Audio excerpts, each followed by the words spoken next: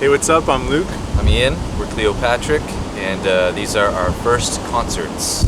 So my first concert is kind of still a vague memory. In fact, I should probably confirm a lot of these details with my parents. But my first concert was a little band called Kiss. They came to play in a town called Oshawa, Ontario, which is a pretty strange place for Kiss to play.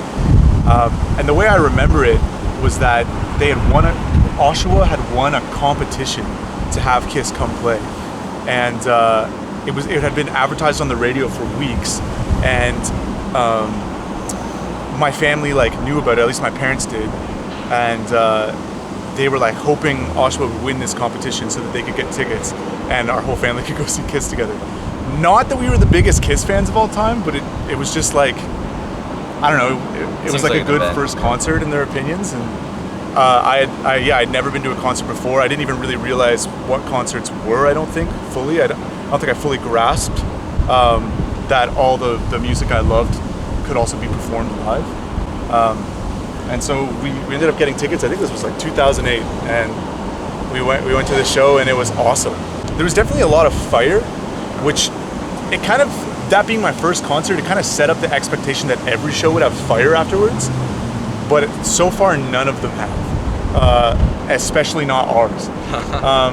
But I think it kind of set this benchmark in my mind that one day we're going to have pyrotechnics at our show, and it's going to be crazy. It was so fantastic, and I still love Kiss to this day.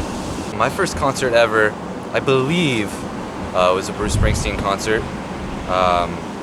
Me and my dad went.